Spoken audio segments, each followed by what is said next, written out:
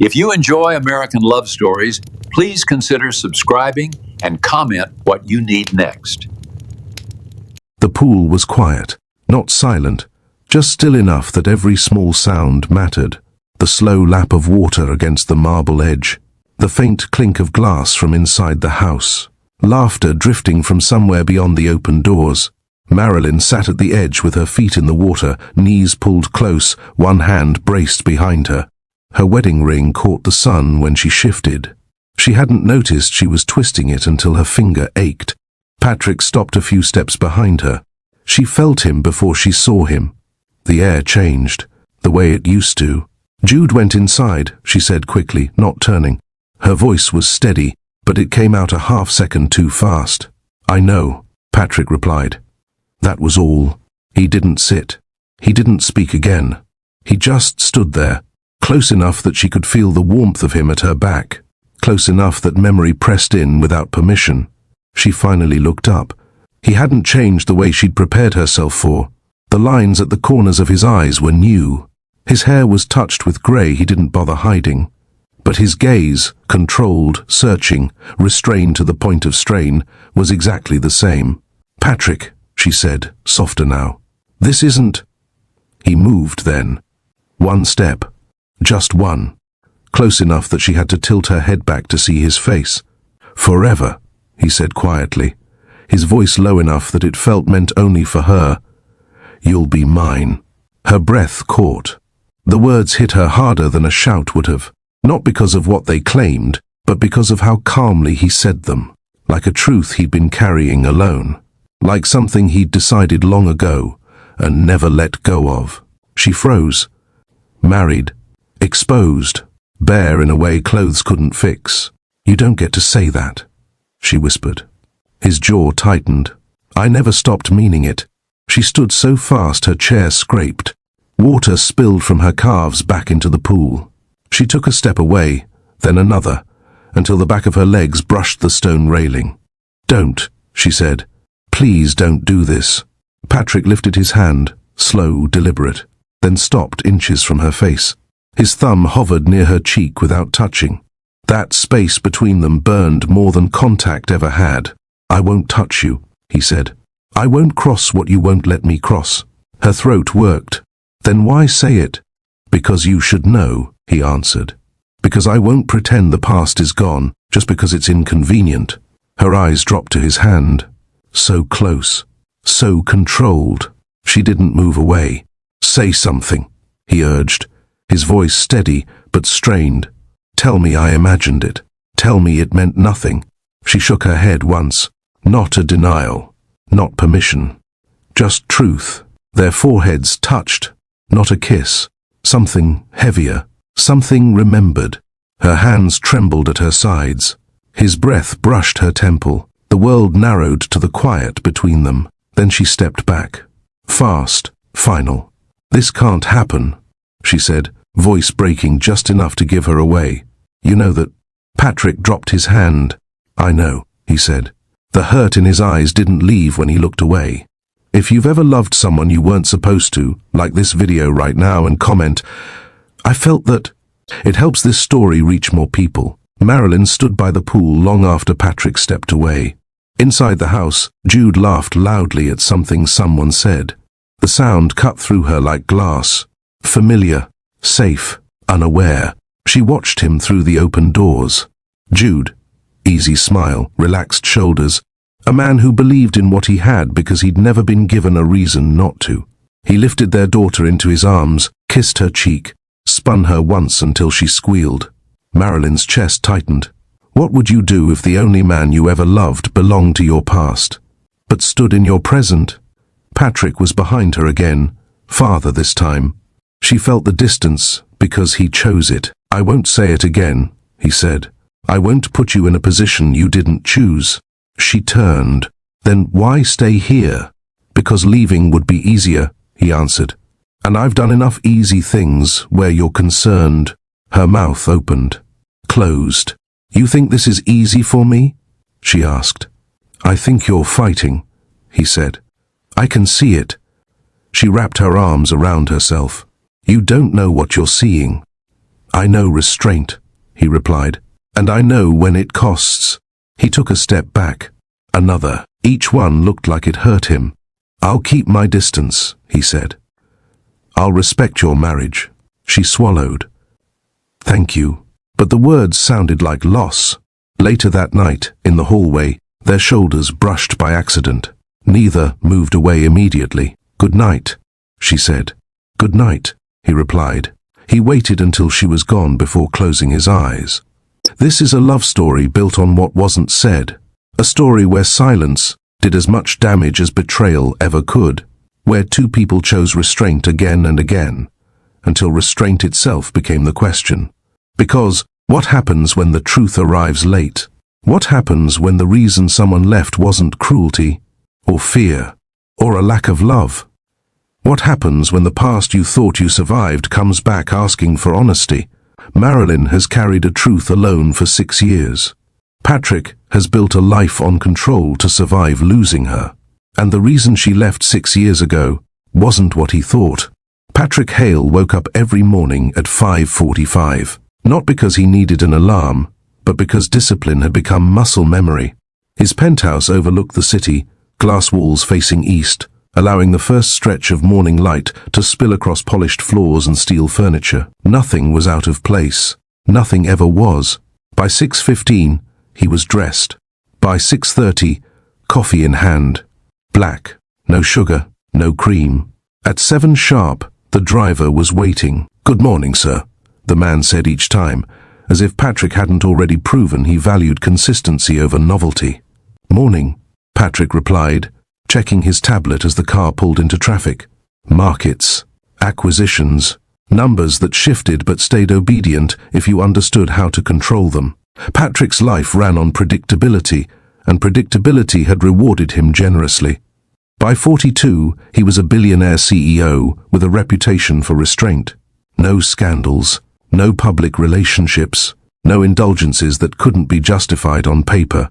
His board respected him because he never surprised them. His competitors feared him because he never blinked. Your 9 o'clock has been moved to 10, his assistant said once they reached the office. Patrick nodded. Then move the strategy call up 15 minutes. Yes, sir. Meetings stacked neatly into each other. Voices came and went. Decisions were made quickly and enforced cleanly. He spoke less than most men in the room, which only made people listen harder when he did. By noon, the deal was closed. By 3, the numbers confirmed it had been the right call.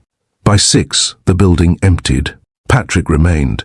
He liked the quiet after hours. The way the city looked when ambition softened into distance. From his office window, the streets below felt far removed from him, like a life he once observed but never stepped into. Sir, the night receptionist said gently. You have a visitor. Patrick frowned. I don't have anything scheduled. She said you told her to come by. Patrick checked his calendar. Empty. What's her name? Marilyn. The name landed differently than he expected. Send her in, he said, after a pause he hoped hadn't been noticed.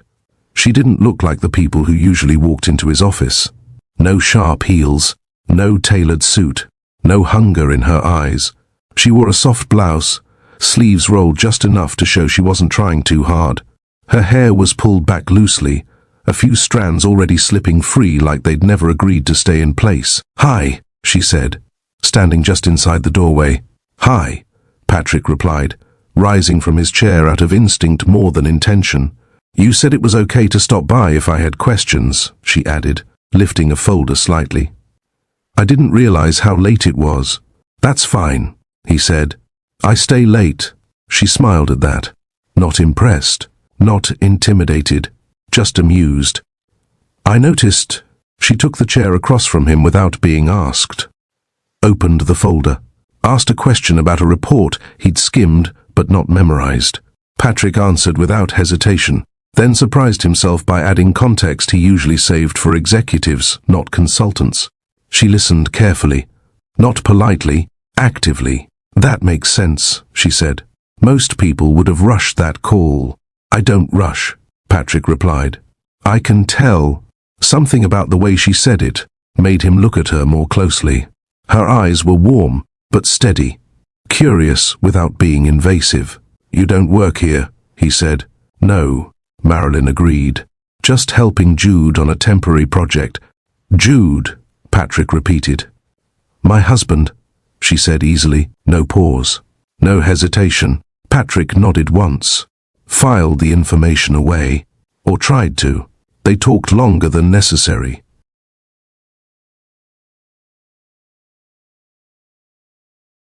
About numbers at first, then about strategy, then, gradually, about nothing that belonged in a boardroom.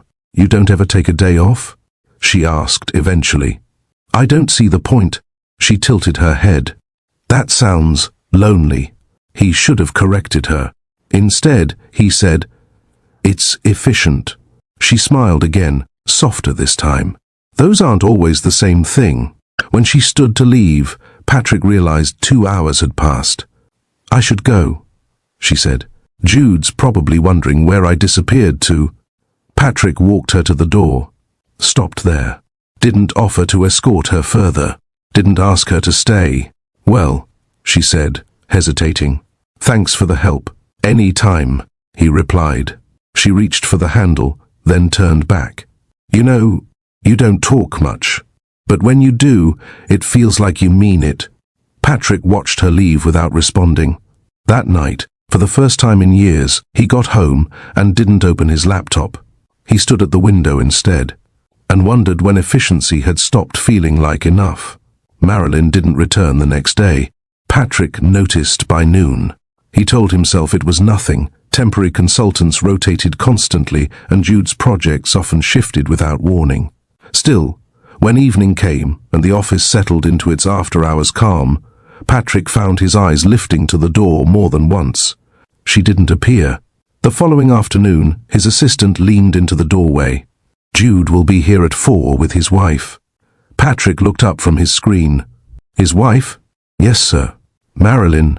There it was again, that subtle tightening he hadn't earned the right to feel. "Send them in when they arrive," he said evenly. Jude entered first, all easy confidence and open smiles, clapping Patrick on the shoulder like familiarity was currency. "Good to see you, man," Jude said. "This place gets bigger every time I come." "Inflation," Patrick replied dryly. Marilyn followed, carrying nothing this time. No folder, no purpose she needed to explain. She wore a simple dress, sleeves brushing her elbows, hair loose around her shoulders. She smiled when she saw him, but there was restraint in it now, something held back. "Patrick," she said. "Marilyn," he replied. They sat. Jude did most of the talking, launching into project timelines and funding gaps. Marilyn listened, hands folded in her lap, eyes occasionally lifting toward Patrick when something didn't add up.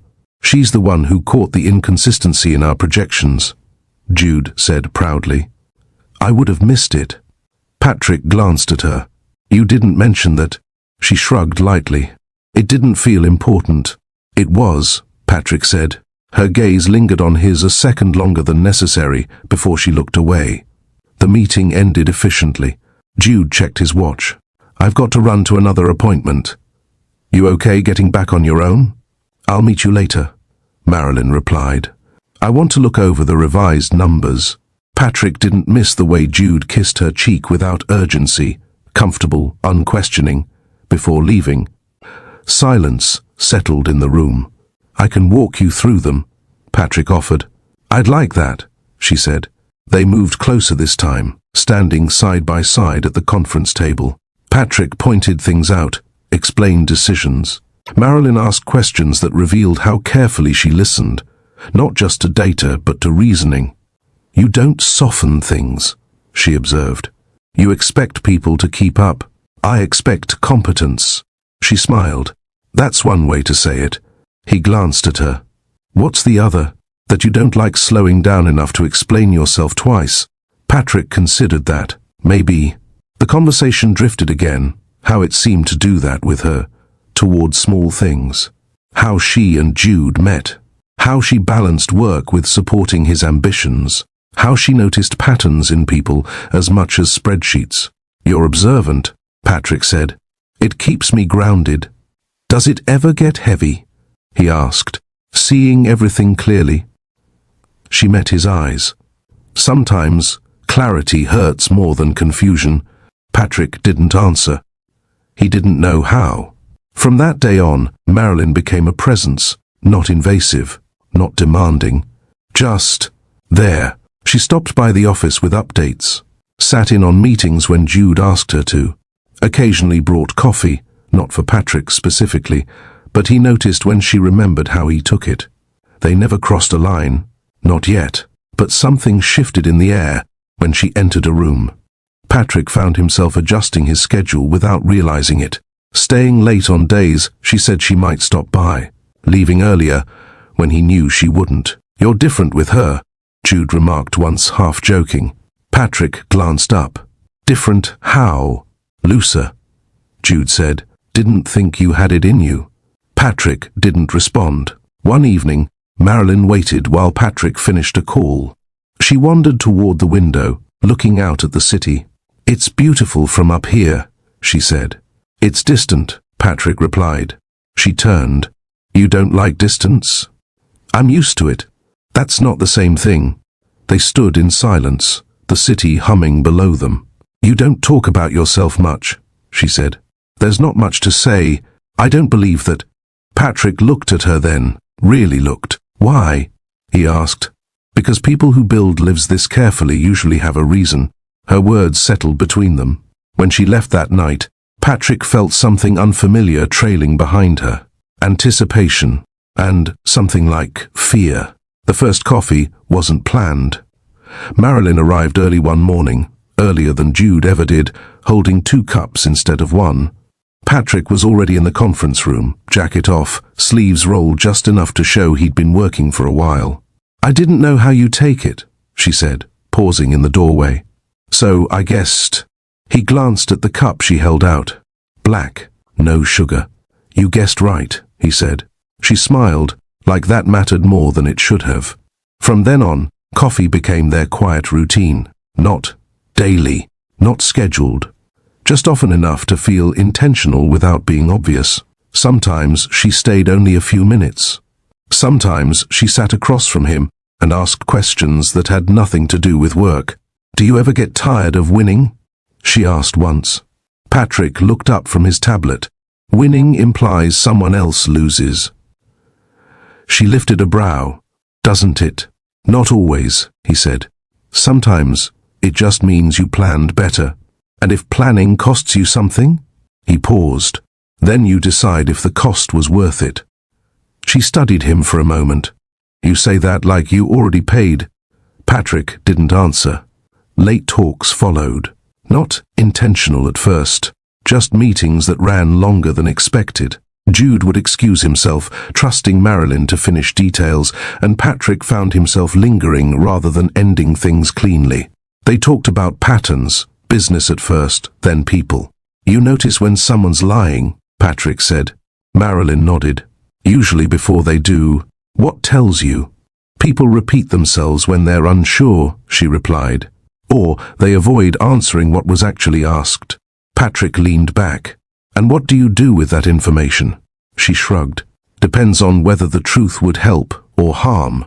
He looked at her then, something thoughtful settling behind his eyes. "You'd make a good strategist," he said. "I'm not ruthless enough." "Neither am I," he replied. She laughed softly. "I don't believe you." Shared silences followed, the kind that didn't need filling. They sat across from each other late one night, city lights stretching beyond the glass, neither of them speaking. Marilyn traced the rim of her mug, absently. Patrick watched her hands. Steady but expressive, like they belonged to someone who felt deeply but chose carefully. "You're quiet," she said, without looking up. "So are you." "Not uncomfortable, though." "No." She met his gaze. Held it. Something shifted then, not loudly, no sudden realization, just an awareness settling into place, unwelcome and undeniable. This was becoming something. Patrick began noticing small things. The way Marilyn tucked her hair behind her ear when she was thinking. The way she lowered her voice when conversations turned personal. The way she looked at him when she thought he wasn't paying attention. And Marilyn noticed him noticing. You're staring, she said once, not accusing, observing. Am the first? Yes. Sorry. She didn't look offended, just curious. What do you see? She asked. Patrick hesitated. Someone who listens. That's not all, she said. He looked away. It's enough. The first time their hands brushed, it was accidental. They reached for the same document. Fingers touched. Neither pulled back immediately. Sorry, she said. Don't be, he replied. Their eyes met. Something passed between them. Recognition, maybe, or warning. They began finding reasons to stay later. Patrick stopped scheduling dinners he never enjoyed anyway. Marilyn told Jude she'd catch up with him later more often than before. Nothing was said. Everything was understood. One night, the power flickered briefly, plunging the room into shadow before the backup lights came on. Marilyn startled, more from surprise than fear. Patrick was beside her instantly, hand hovering near her arm without touching. You okay? He asked. Yes, she said, then smiled slightly. You move fast. Habit. She looked up at him, close enough now that he could smell her perfume, light, familiar, something he'd begun to associate with calm. You're not as distant as you pretend, she said. And you're not as settled as you look, he replied. Her breath caught. That night, neither of them slept well.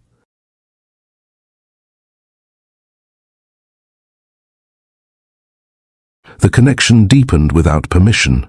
They finished each other's sentences, anticipated reactions, learned rhythms without ever naming them. Patrick found himself laughing more, quietly but genuinely. Marilyn found herself guarded less around him than she was anywhere else. You're dangerous, she said once, half joking. He raised a brow. That's a first. Not in the way you think, she clarified. You make silence feel safe. Patrick didn't know how to respond to that. What he did know was this: the discipline he'd built his life on was bending, not breaking, but straining under something he hadn't prepared for. They hadn't touched again, but the space between them had become charged with everything they refused to name. And naming it felt inevitable. It happened on a night that wasn't supposed to matter. Jude had already left. A quick goodbye. A promise to call. Nothing unusual. Marilyn stayed behind to finish reviewing figures she already understood, mostly because leaving felt premature, like stepping away from something mid-thought. Patrick noticed. You don't have to stay, he said, closing his laptop. I know, she replied. I want to. That was new, not bold, just honest. The office lights were dimmed to their after-hours setting, soft enough to blur the sharp edges of the room. Outside, the city stretched on, restless and awake, but inside, there was a stillness that pressed in on them. Marilyn gathered her papers slowly. Patrick stood near the window, jacket back on but tie loosened, posture less rigid than usual. You ever notice, she said, breaking the quiet, how people assume clarity means certainty? Patrick turned. What do you mean? I mean, sometimes knowing exactly what you feel makes things harder, not easier. He studied her for a moment. You sound like you're speaking from experience. She nodded once. I am. They stood there, the space between them narrower than it had any right to be. Close enough that Patrick could see the faint rise and fall of her chest. Close enough that Marilyn became acutely aware of how steady his breathing was. You should go, Patrick said. She didn't move. So should you, she replied. Neither did he. The air felt charged, not heavy, not rushed, just full. Full of words that had waited too long. Full of something neither of them had planned for and neither knew how to step away from. Marilyn, Patrick said, her name softer than it had ever been in his mouth. Yes? You're married. I know. The answer came too quickly, too practiced. He took a step closer. She didn't retreat. I don't want to be the man who crosses lines, he said. Her eyes searched his face. And I don't want to pretend this isn't happening. Their voices were low now, intimate, like secrets shared in close quarters. Patrick lifted his hand, not to touch her, but close enough that she felt the warmth of it against her cheek. He stopped there, suspended, waiting. "If I move any closer," he said, "you have to stop me." Marilyn swallowed. Her heart was loud in her ears. She didn't step back. She didn't step forward either. The moment stretched, fragile and electric. He leaned in slowly, deliberately, giving her every chance to pull away. Their breaths mingled. The faintest brush of his forehead against hers sent a shiver through her. Her lips parted instinctively. For a split second, everything aligned. The past, the present, the unspoken pull between them. It would have been easy, natural, almost inevitable. Patrick stopped, just before their mouths met. The restraint in that pause hurt more than rejection ever could. Marilyn's breath hitched. "Patrick." He exhaled, eyes closed. "I can't."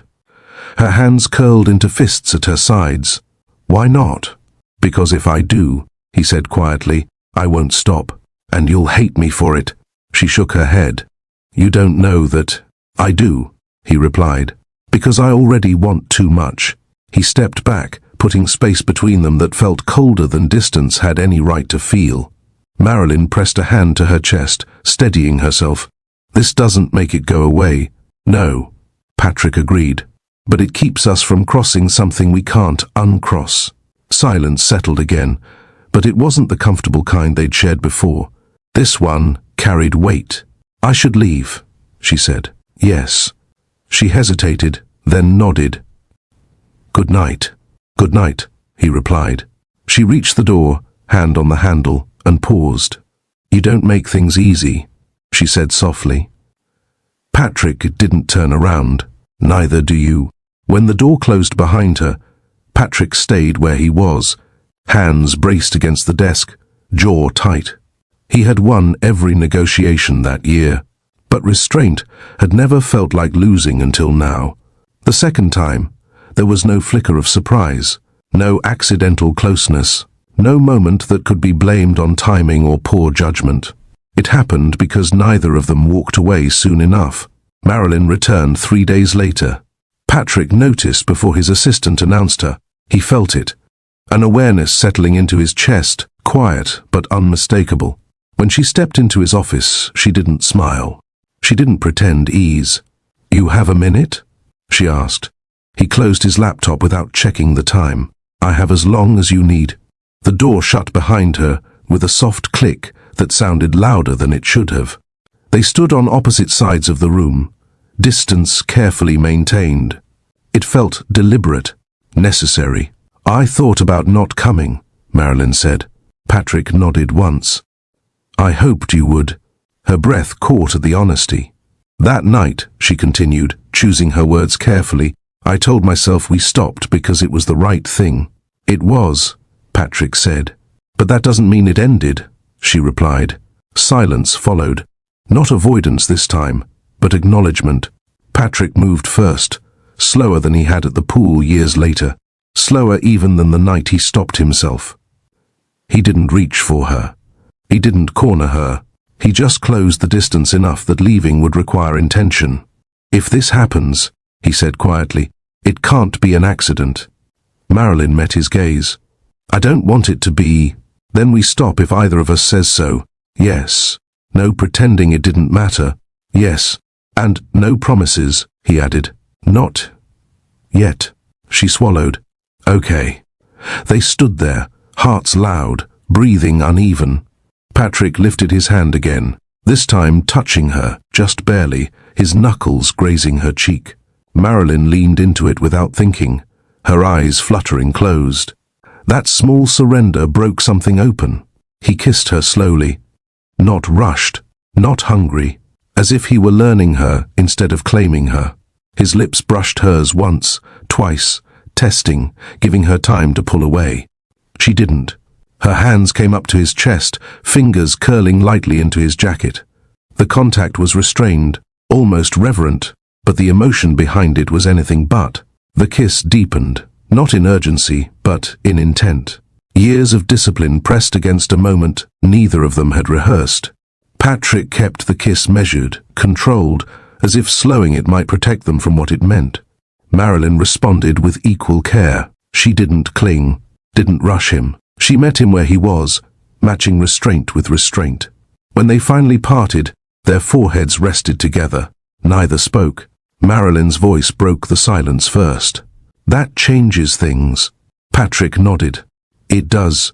We can't pretend it doesn't." "No." She stepped back this time, but not in panic. In recognition. "This doesn't mean I leave my marriage," she said quietly. "I know," Patrick replied. "And it doesn't mean you wait for me. I know that too." Her eyes searched his face. "Then why do I feel like I crossed something?" "Because you did," he said gently. "So did I." She pressed her lips together, fighting emotion. "I don't regret it." Patrick hesitated, then said the truth. "Neither do I." That scared him more than the kiss itself. They didn't touch again that day. Marilyn left shortly after, her goodbye soft but deliberate. Patrick didn't follow. He stood alone in his office long after she was gone, replaying the moment not with longing, but with clarity. Control hadn't vanished. It had been challenged. And for the first time in his life, Patrick wasn't sure he wanted to win. Patrick woke before his alarm. That alone should have told him something was wrong. The penthouse was quiet in a way that felt unfamiliar, not the controlled quiet he preferred, but an absence that pressed against him. Light crept in through the glass walls, dull and grey, not yet committing to morning. He lay still for a moment, staring at the ceiling, waiting for the weight of her presence to settle back into place. It didn't. Marilyn's side of the bed was untouched, cool. The indentation beside him already fading, as if she had never been there at all. Patrick sat up slowly. The room looked the same, too the same. Her dress wasn't draped over the chair where she'd left it the night before. Her shoes weren't by the door. The bathroom light was off. No steam on the mirror. No sound of movement. He stood, heart beginning to beat louder than usual, and crossed the room. "Marilyn," he called quietly. Nothing. He checked the bathroom. Empty. The closet, half as full as it had been yesterday. That was when it settled. Not panic. Not yet. Disbelief. Patrick stood in the center of the bedroom, hands resting at his sides, scanning for logic. She could have stepped out early. She might have gone to meet Jude. She might have left a note. He looked again. Nothing. The bed was made too neatly. Corners tucked with intention. A clean departure. Deliberate. Patrick exhaled slowly, forcing his breathing to steady. This wasn't like her. By 9 a.m., Patrick had called her twice. He told himself the third call was unnecessary. He made it anyway. Straight to voicemail. He didn't leave a message. At noon, he texted once. Short, neutral. "Are you okay?" No response. He checked with his assistant under the guise of business. "Did Jude stop by this morning?" "No, sir." "Did Marilyn?" The pause was brief. "No." Patrick nodded. "Thank you." He tried Jude next. The call rang longer this time. "Hey," Jude answered cheerfully. "What's up?" "Is Marilyn with you?" Patrick asked. A pause. Short. Confused. "No." "She said she was heading out early. Everything okay?" "Yes," Patrick replied immediately. "Just needed to confirm something." "Well, let me know if you need anything," Jude said. "She probably just got busy." Patrick ended the call and stared at his phone. Busy. He tried once more that evening. Voicemail. No explanation. No warning. No farewell. Patrick sat alone in his office long after the building emptied, city lights flickering on beyond the windows. He replayed their last conversation, her voice, her expression, the way she'd looked at him, not uncertain, not distant. Nothing had suggested this. He opened his laptop, closed it again. For the first time since he was a teenager, Patrick didn't know what move to make next. The first week, Patrick waited. He checked his phone more often than he checked the markets. He kept it face up on his desk, volume turned on despite never doing so before. Every vibration tightened something in his chest. He told himself not to read into silence. People needed space. Marilyn had a life, a marriage. He respected that, but respect didn't explain disappearance. By the second week, waiting began to feel foolish.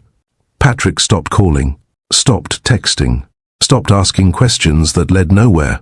He told himself restraint wasn't weakness. It was dignity. "She left," he said aloud one night, standing in his kitchen with a glass of untouched water in his hand. And she had her reasons. He didn't say the rest, because reasons didn't soften absence. By the third week, he resumed his routines with precision. Earlier mornings, longer meetings, sharper decisions. He filled every open space with intention, so there would be no room left for wondering. Waiting required hope. Patrick decided he couldn't afford that. Patrick had always believed emotion was something to be managed. Grief, however, demanded acknowledgement. He refused it. He didn't allow himself to ask why. Not fully. He told himself the answers wouldn't change anything. That understanding didn't always heal. Sometimes it only prolonged pain. So, he did what he'd always done when things threatened to undo him. He tightened control. No late nights that weren't productive. No lingering in rooms that reminded him of her. No coffee breaks that lasted longer than necessary. When memory pressed in, he redirected. When longing surfaced, he buried it under motion. "Focus," he told himself repeatedly. "This is how you survive." He stopped replaying her laugh. Stopped remembering the way she listened. Stopped wondering if he should have said something different. What good would it do? She was gone. And Patrick Hale did not chase what walked away. 6 months later, Patrick closed the biggest deal of his career. The press praised his precision.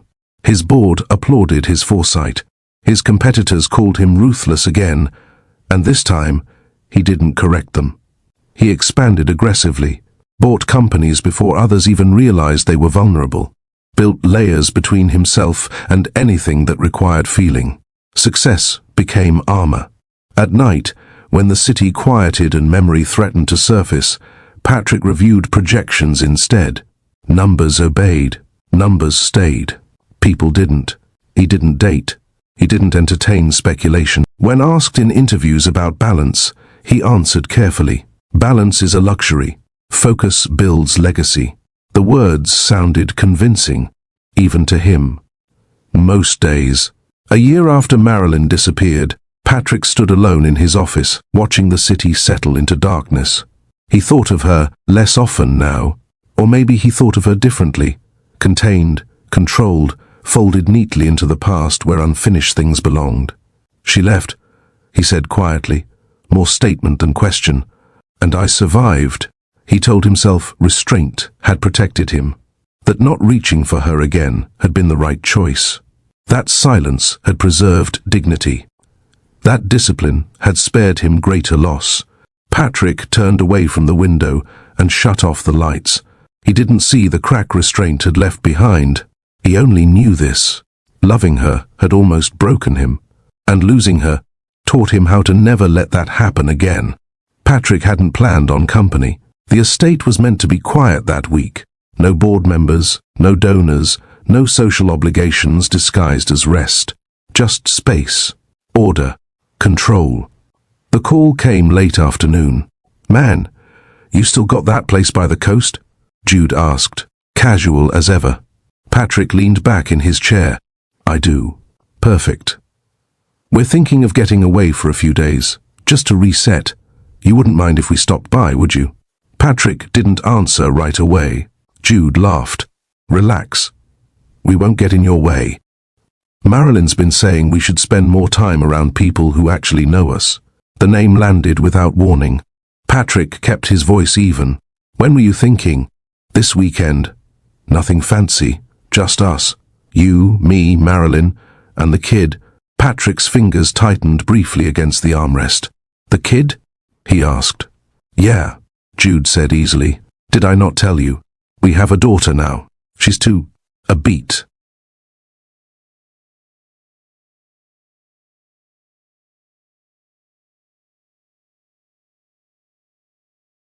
"Congratulations," Patrick said. The word felt practiced, safe. "Thanks, man. Means a lot." Patrick stared out the window after the call ended, the ocean visible in the distance, though he hadn't been there yet. 2 years. He told himself the math didn't matter. The sound of tires on gravel reached Patrick before the car came into view. He stood near the entrance of the estate, hands clasped behind his back, posture composed. The gates opened slowly, the vehicle easing forward like nothing inside it could possibly disrupt the order of his world. The car stopped. Jude stepped out first, smiling, stretching his arms. This place never disappoints. Patrick nodded. You're welcome any time. Then Marilyn opened her door. She moved more slowly than Patrick remembered. Not tired, not weak. Grounded. Intentional. Like someone who had learned how to carry weight without letting it show. Her hair was shorter now. Her face softer around the edges, but steadier. There was a calm in her posture that hadn't been there 6 years ago. She looked at him. Just once. The recognition was immediate. Sharp. Silent. Patrick, she said. Marilyn. Nothing else passed between them. No apology. No explanation. No trace of the woman who had vanished. Only the woman who had returned. Jude moved around to the back seat, opening the door with practiced ease. Come on, sweetheart, he said warmly. A small voice answered him, soft and curious. Patrick felt it before he saw her. The child climbed out slowly, clutching a stuffed animal, curls bouncing as she looked around. She had Marilyn's eyes. That much was undeniable. Wide, observant, serious in a way that suggested she noticed more than she spoke. This is Rose, Jude said proudly. Say hi. The little girl looked up at Patrick, studying him like she was deciding something important. Hi, she said. Patrick nodded once. Hello, Rose. Marilyn's hand rested protectively at the child's shoulder. Patrick didn't ask questions. He didn't trust himself to. Something shifted in Patrick's chest. Not panic, not jealousy. Recognition. The timeline lined up too easily. 6 years ago. Silence. 2 years old. Patrick told himself not to finish the thought. He straightened his shoulders. Let me show you to your rooms. Jude chatted freely as they walked. Marilyn followed a half step behind, guiding Rose carefully across the stone path. Patrick did not look back. Control wasn't absence of feeling. It was refusal to react. And Patrick refused. Inside the house, Marilyn kept her focus on Rose. She knelt to help her remove her shoes, adjusted her jacket, smoothed her hair, anything that kept her from meeting Patrick's eyes. When he spoke, she answered politely, but briefly, yes, that's fine, thank you. Her restraint mirrored his, but where Patrick's was deliberate, Marilyn's felt guarded. Once, their paths crossed in the hallway. She stopped short. So did he. Excuse me, she said softly, eyes lowered. Patrick stepped aside without a word. The distance between them felt heavier than closeness ever had. Dinner that night was easy. Jude laughed, told stories, asked Patrick about business and plans for the property. Rose sat between him and Marilyn, content, humming quietly as she played with her food. Patrick answered questions, passed dishes, maintained the rhythm. No one noticed his restraint. No one noticed Marilyn's silence. You two should catch up, Jude said cheerfully at one point. Feels like it's been forever. Marilyn's fork paused mid-air. Patrick took a sip of water. We will. Later. Never. The word lingered between them. That night, Patrick stood alone on the balcony. The ocean stretched endlessly below, waves steady, indifferent. He thought of Marilyn's voice, her hands on the child's shoulders, the way Rose had looked at him, not afraid, curious. Time hadn't erased memory. It had sharpened it. Patrick closed his eyes briefly, then opened them again. Control, he told himself. This was nothing he couldn't manage. But deep down, a truth settled in quietly, unmistakably. Some things don't fade. They wait. Dinner was served just as the sun dipped low enough to soften the light through the wide windows. Patrick sat at the head of the table, posture relaxed by design, hands steady as he lifted his glass. Jude took the seat across from him, already mid-conversation. While Marilyn settled beside Jude, Rose perched between them with a small plate and careful attention. The first few minutes passed easily. Wine poured. Plates shifted. Jude spoke about the drive, the ocean, the way Rose had fallen asleep halfway through the trip and woken up delighted by the water. Patrick listened and watched. Marilyn kept her eyes on her plate longer than necessary. When she did look up, it was brief, polite, controlled. Still, every time she lifted her gaze, it found him before it found anyone else. Their eyes met, held, a second too long. Marilyn looked away first. Patrick didn't. The exchange repeated itself throughout the meal, across the table, over Rose's head, in reflections against glass and silverware, each glance quiet, measured, unfinished. Jude noticed nothing. "You always set a table like this?" he asked, gesturing with his fork. "Feels like a restaurant." Patrick smiled faintly. "Habit." Marilyn's mouth curved slightly at that. She didn't look up, but the reaction didn't escape him. Jude told a story midway through dinner, something about a client who insisted on renegotiating after signing. "It was ridiculous," Jude said, shaking his head. "Marilyn had to step in before I said something I couldn't take back." Marilyn laughed then. Not loud, not restrained, real. The sound reached Patrick like a memory he hadn't asked for. He saw her 6 years ago, leaning against his office window, laughing softly at something he'd said without thinking. He heard the same warmth, the same ease. For a moment, he forgot where he was. He forgot the table, the child, the time that had passed. Marilyn caught his look and stopped laughing almost immediately. Her hand went to her glass. She took a sip she didn't need. Patrick lowered his eyes, jaw tightening just slightly. Some things don't fade, he thought. They wait. Jude reached for Marilyn's hand casually, fingers brushing hers as he asked, "You okay?" "I'm fine," she said, squeezing his hand briefly. Patrick noticed the contact. Not because it was inappropriate, because it wasn't. It was easy, familiar, earned. Something shifted low in Patrick's chest. Not anger, not resentment. Awareness. He told himself it was nothing. A passing reaction, a reminder of reality.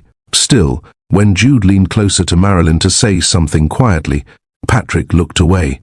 Control, he reminded himself. Jealousy required admission. He refused both. As dinner continued, Marilyn withdrew. Not physically, she remained present, attentive to Rose, responsive to Jude, but something in her closed. Her shoulders squared. Her answers shortened. Patrick recognized the shift. It was the same way she'd pulled back years ago, when things between them edged too close to truth. "Dessert?" Jude asked cheerfully. "Yes," Marilyn replied quickly. Patrick rose to retrieve it from the sideboard. As he passed behind her chair, he felt it again, that quiet awareness, the space between them charged with everything unsaid. Marilyn didn't turn. She didn't have to. Dessert lightened the mood. Rose giggled at something Jude whispered. Marilyn smiled for her daughter, brushing crumbs from her fingers with care. Jude leaned back, satisfied. "This was a good idea," he said. "We needed this." Patrick nodded. "You're welcome here." "I know," Jude replied easily. "That's why I asked." He glanced between them. "Funny thing, you two always had good timing back then. Thought you'd probably be running this place together by now." Marilyn froze for half a second. Patrick set his fork down carefully. "We work well," Patrick said evenly. "That hasn't changed." Jude grinned. "Exactly." He didn't see the restraint it took to say that. Later that evening, the kitchen was quiet. Jude had taken Rose upstairs. Marilyn stood at the counter, rinsing a glass she'd already cleaned. Patrick entered silently, reaching for a towel. Their hands moved at the same time. Fingers brushed, just barely. Neither pulled away. The contact lasted no more than a heartbeat, but it carried weight. Marilyn inhaled sharply. Patrick's hands stilled, towel forgotten. Their eyes met. No words, no apology, just recognition. Patrick withdrew first. "Good night," he said. Marilyn nodded. "Good night." She didn't move until he was gone. The afternoon heat lingered just enough to make the water inviting. Jude lounged on one of the pool chairs, sunglasses pushed up into his hair, arms stretched wide, as if the estate belonged to him as much as it did Patrick. Rose splashed at the shallow end, laughing every time the water reached her knees, her small hands cutting clumsy paths through the surface. "Careful," Marilyn said gently, sitting at the edge with her feet in the pool. "Not too fast." Rose nodded seriously, then immediately ignored the warning. Jude chuckled. "She gets that from me." Patrick stood a short distance away, hands resting loosely in his pockets, gaze fixed on the horizon rather than the scene in front of him. He had learned, over the last 2 days, that looking too directly invited too much. "You don't ever relax," Jude said, glancing toward him. Patrick shrugged. "This is relaxed." Jude laughed. "You need a different definition." Marilyn didn't look up, but the corner of her mouth lifted slightly. Patrick noticed. He always noticed. The sun slid lower, casting reflections across the pool that danced against the surrounding stone. Rose grew tired quickly, clinging to Marilyn's leg, as her energy faded. "I think that's enough for now," Marilyn said, lifting her out of the water. "You're getting cold." Jude stood. "I'll take her inside." She skipped her nap. Rose protested weakly, head already drooping against his shoulder. "I'll be right back," Jude added, adjusting her weight. "Just going to put her down." Patrick nodded. "Take your time." Jude paused, glancing between them. "You good out here?" "Yes," Marilyn replied quickly. Patrick said nothing. Jude smiled, satisfied, and turned toward the house. His footsteps faded gradually, the sound of the sliding door closing behind him final, in a way neither Patrick nor Marilyn acknowledged immediately. The space changed as soon as he was gone. Not louder, quieter. The pool settled into a slow rhythm, water lapping gently against the edges. Marilyn sat still, one hand braced behind her, the other resting loosely on the stone. She stared at the ripples as if they might give her answers. Patrick remained where he was. He didn't move closer. Not yet. Neither of them spoke. The silence wasn't comfortable, but it wasn't unfamiliar either. It carried the weight of everything that had been pressed down over the last 48 hours. Glances cut short, words swallowed, recognition denied. Marilyn broke it first. "She sleeps better near water," she said, voice quiet. "Something about the sound." Patrick nodded once. "She seems calm." "She is," Marilyn replied. "Most of the time." Patrick glanced at her then, really looked. The sun caught the side of her face, highlighting the lines time had drawn gently rather than harshly. She looked steady, composed, but there was tension in her shoulders that didn't belong to rest. "You don't have to stay," she said without turning. "If this is awkward." "It's not," Patrick replied. That wasn't entirely true, but it was controlled. Marilyn shifted, drawing her knees closer. "Jude trusts you." "I know. He always has." Patrick's jaw tightened briefly. "He still does." She nodded. "That matters." "Yes," he said. "It does." Another pause. The water reflected light onto her skin, soft and shifting. Patrick focused on the far edge of the pool instead. "You could have told me," he said finally. Marilyn stiffened slightly. "Told you what?" "That you were coming," he replied. "That you'd be here." She exhaled slowly. "I didn't think you'd want advance notice." "I would have appreciated it." She turned then, meeting his eyes for the first time since Jude left. "I didn't know how," she said. "Some things are easier to face head-on." Patrick considered that. "You always were braver than you thought." Marilyn looked away again. "You don't know me anymore." "I know enough." The distance between them felt deliberate now. Chosen. Maintained by effort rather than chance. Marilyn pushed herself to her feet, water dripping from her calves back into the pool.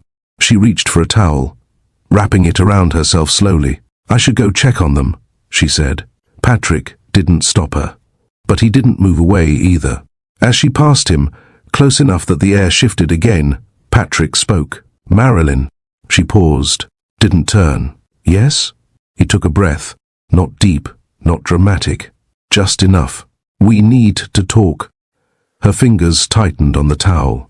"I know," she said quietly. Neither of them moved. Not yet. Marilyn didn't go inside. She stopped near the far edge of the pool, where the stone curved inward and the water grew deeper, darker. The towel slipped from her shoulders and landed on a chair she didn't bother to straighten. Patrick remained a few steps behind her. Neither spoke. The water moved slowly, catching the fading light in uneven patterns. Marilyn crouched and dipped her fingers in, watching the ripples spread outward, then disappear. "You ever notice," she said quietly, "how water never keeps a shape?" Patrick's brow furrowed slightly. "It doesn't need to." She nodded, as if that answered something she hadn't asked out loud. "It adapts," she continued. "No matter what container it's in." Patrick shifted his weight. "You're saying people should do the same?" Marilyn's fingers stilled. "I'm saying some of us learn to." She stood, wrapping her arms around herself, not for warmth, but grounding. The breeze lifted strands of her hair and pressed them against her cheek. She didn't move to fix it. Patrick noticed the way her shoulders rose and fell, measured, controlled, like someone used to holding things together without help. "This place hasn't changed," she said, eyes scanning the horizon. "The water, the view, some things don't," Patrick replied. She turned slightly, not fully facing him. "And some things pretend they didn't." Patrick didn't answer right away. He stepped closer, not into her space, not close enough to touch. Just close enough that the distance between them became intentional rather than accidental. "You look well," he said. Marilyn let out a soft, humorless breath. "That's what people say when they don't know what else to ask." "It's not an observation," he replied. "It's acknowledgement." She looked at him then. Really looked. "I had to become steady," she said. "There wasn't another option." Patrick held her gaze. "You always had options. Not the kind you think," she answered. The words landed heavier than they sounded. Patrick felt the urge to reach for her, to do something, anything, but he stayed where he was. He had learned restraint too well to abandon it now. "You left," he said carefully. Marilyn's jaw tightened. "I know." "No explanation," he continued. "No warning." Her eyes dropped to the water again. "I didn't trust myself to explain it without breaking." Patrick took another step closer. He could feel her now, the warmth of her presence, the quiet tension radiating from her like a held breath. "You didn't break," he said. "You disappeared." She swallowed hard. "Sometimes that's the only way not to." The pool was silent again, save for the gentle movement of water. Marilyn exhaled slowly, as if preparing herself for something she'd avoided for years. "I didn't come here to do this," she said. "I told myself we could coexist. That time had done its work." Patrick's voice was low. And time doesn't erase," she replied. "It teaches you how to hide better." Patrick felt something shift, not violently, not loudly, just enough to matter. He stopped walking, stood still, gave her the choice to turn toward him or away. She turned. Her eyes searched his face, not for permission, but for truth. "You were never a mistake," she said. Patrick's chest tightened. "Neither were you," he replied. The admission hung between them, fragile and undeniable. Marilyn looked away first, but this time there was no retreat, only acknowledgement. "We shouldn't be standing this close," she said. "No," Patrick agreed. "We shouldn't." Neither moved. The quiet wrapped around them, intimate without intention, heavy without demand. Marilyn's voice softened. "Jude is a good man." "I know. He loves Rose." Patrick nodded. "I see that. And he trusts you." Patrick didn't answer immediately. "I won't betray that," he said finally. Marilyn closed her eyes briefly. When she opened them again, they glistened, not with tears, but with restraint. "Then don't ask me to explain what I can't undo," she said. Patrick's jaw flexed. "I'm not asking you to undo anything." "Then what are you asking?" He met her eyes fully now. "For honesty." The word settled between them like a challenge neither could ignore. Marilyn inhaled, steadying herself. "Honesty has consequences." "I know," Patrick said. "And you're willing to face them?" she asked. Patrick didn't answer right away. He looked at the water, the horizon, then back at her. "Yes," he said quietly. "I am." Marilyn turned away again, pressing her palms briefly against the stone railing. "Then you should walk away," she said. Patrick didn't. Instead, he stayed exactly where he was, close enough to feel the gravity of what waited between them, far enough not to cross it. The water continued to move, and neither of them pretended not to feel it anymore. Patrick shifted his stance, turning fully toward Marilyn without closing the distance between them. It was deliberate. Every instinct urged him forward, to bridge the space, to anchor the conversation in something tangible, but he resisted. He had learned long ago that the hardest discipline wasn't physical restraint. It was knowing when not to reach. Marilyn sensed the change immediately, not because he touched her, because he didn't. "You're standing like you're bracing for impact," she said quietly, still facing the water. "I am," Patrick replied. She turned her head just enough to see him from the corner of her eye. "From what?" "From saying something I should have said years ago." Her fingers tightened against the stone ledge. "Then don't." Patrick took one slow step closer, close enough that the air shifted, not close enough to invade her space. "I won't touch you," he said, as if stating a rule aloud would keep it intact. "I won't do anything you haven't already chosen." Marilyn let out a breath that sounded like relief and fear at once. "That's not fair." "I know," he said, "but it's honest." She turned fully toward him now. The space between them was narrow, intentional, charged. "You always do this," she said. "You stand there like you're giving me room, when really you're asking me to step forward." Patrick didn't deny it. "I'm asking you to hear me," he said instead. Her eyes searched his face, guarded but open enough to betray how much this moment cost her. "Say what you need to say," she told him, "and then let me decide what it means." Patrick nodded once. He exhaled, not as preparation, but as surrender. "I've stood exactly where I am now for 6 years, he said quietly. Different rooms, different cities, same distance. Marilyn's throat tightened. "Patrick, I don't mean physically," he continued. "I mean here." His hand lifted slightly, stopping short of his chest, then dropped again. "Every time I thought I'd moved on, I realized I'd just learned how to stand still better." She looked away, blinking once. "You didn't try to find me." "No," he agreed. "I didn't." Her voice sharpened. "Then how can you say—" "Because not reaching was the only thing I had left," he interrupted gently. "Because if I had chased you without knowing why you left, I would have destroyed whatever dignity either of us had left." Marilyn closed her eyes briefly.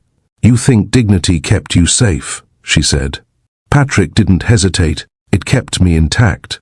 She opened her eyes again, meeting his gaze. "Those aren't the same thing." He accepted that. "Let it settle." "I know," he said. "But it's the choice I made." The pool reflected light onto the underside of her jaw, catching the tension there. Patrick noticed how still she'd gone, like someone bracing for truth rather than impact. He took another step closer, still not touching. Now, if either of them moved, contact would be unavoidable. "I won't cross this line," Patrick said, voice low. "But I won't pretend it doesn't exist." Marilyn swallowed. "You're making this harder." "I'm making it honest." Silence fell again. Not empty, not heavy.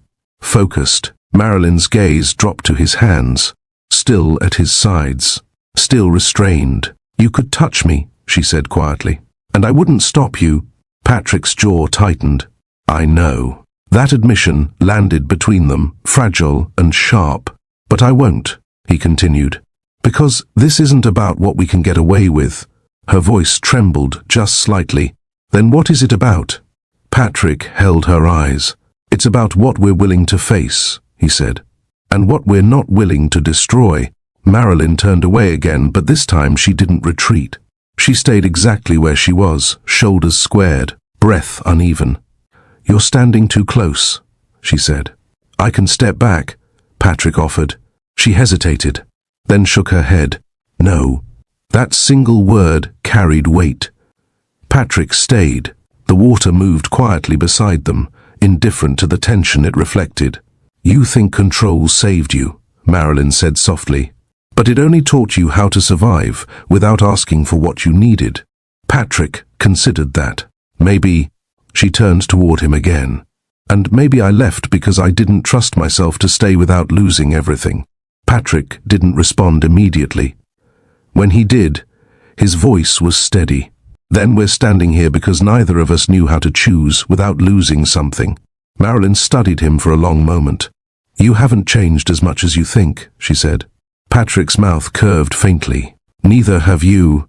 Their closeness lingered, intense, restrained, deliberate. Still no touch. And somehow, that made it worse.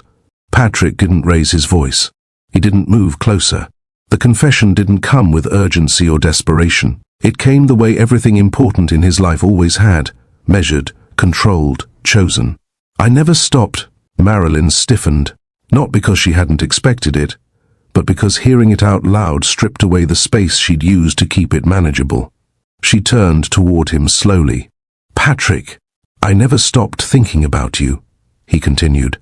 Not in the way people imagine, not every day, not obsessively. Her brows knit together. Then how? In the quiet, he said. In decisions that didn't make sense until I realized they were shaped around your absence. Marilyn's hand pressed against the stone railing, fingers splayed as if grounding herself. You don't get to say that, she said softly.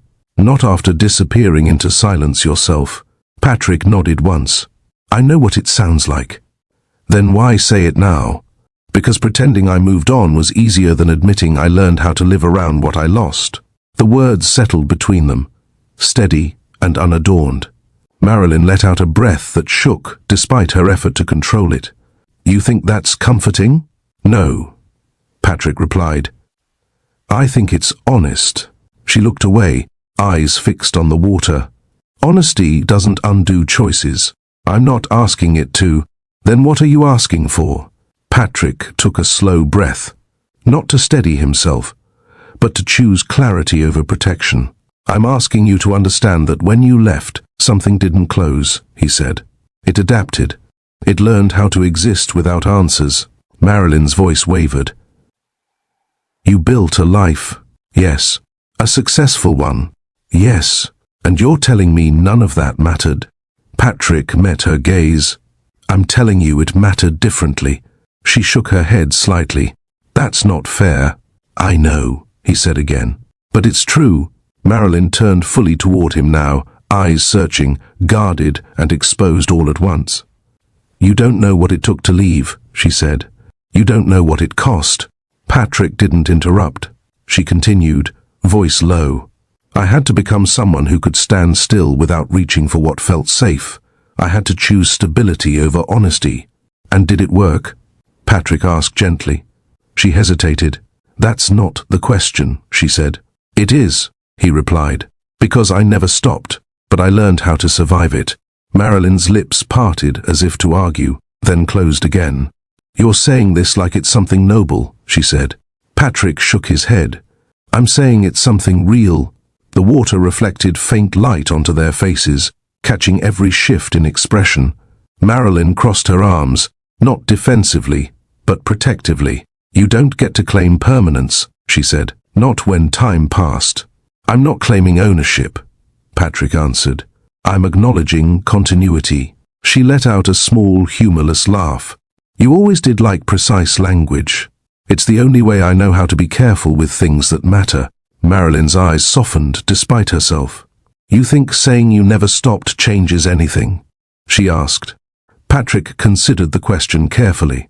It doesn't change what is. Then why risk saying it? Because pretending it ended would be a lie, he replied. And I won't build another silence between us. The word silence landed hard. Marilyn looked away again, jaw tight, breath uneven. You don't know what you're asking me to carry, she said. I'm not asking you to carry it alone, Patrick said. I'm asking you not to pretend it never existed. The pool was quiet again. Not empty. Full. Marilyn's voice came softer this time. Some things don't end because they're finished. They end because continuing would break too much. Patrick nodded. And some things survive because they were never allowed to speak. She met his eyes. And for the first time since she'd arrived, she didn't look away. Patrick didn't say it right away. The words sat with him, heavy, deliberate, waiting for the moment they would no longer feel like a violation of restraint, but a consequence of truth already spoken. Marilyn broke the silence first. "You shouldn't be saying these things," she said quietly. "Not here. Not now." Patrick nodded once. "I know. And yet, you are—" "Yes." She turned toward the pool again, fingers curling against the stone. "You're making it sound like nothing changed." "Everything changed," Patrick replied. "That's why I'm saying this now, instead of 6 years ago." Marilyn's breath caught. "You think timing makes it better?" "I think timing makes it honest," he said. "Silence is what made it unbearable." She shook her head slowly. "You're forgetting something important." "What?" "I didn't come back for you." Patrick accepted that without flinching. "I know. I came back for rest," she continued. "For space. For my family." "I know that too." She turned, frustration edging into her voice. "Then why are you standing here like this is still something you can claim?" Patrick met her eyes, steady and unyielding. "Because some things don't stop existing just because they're inconvenient," he said. "And because not saying this would be another kind of lie." Marilyn crossed her arms, posture tightening. "So, what exactly are you saying, Patrick?" He took a slow breath. "I'm saying that if there was ever a moment when I would have stepped back quietly," he said. "It passed when you left without a word." Her voice dropped. "That wasn't fair." "No," he agreed. "But it doesn't erase what followed." "And what followed," she said carefully, "was my life." "Yes." "With someone else." "Yes." "With responsibilities you don't carry." "Yes." Patrick didn't interrupt. He let each word land, let the weight of it settle. Then he spoke. "I'll still fight for you." The words didn't come out sharp. They came out steady. Marilyn froze, not startled. "Still, you can't say that," she whispered. "I can," Patrick replied.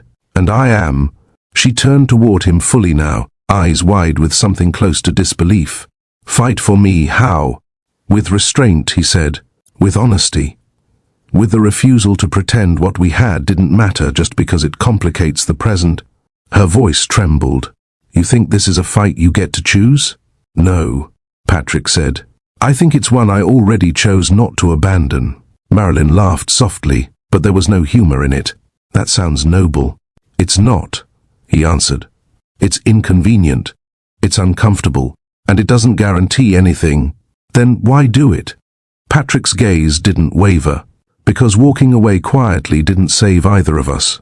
She pressed a hand to her forehead, breathing slowly. "You don't understand what you're asking." "I'm not asking you to leave," he said immediately. "I'm not asking you to betray anyone. I'm not asking you to make promises."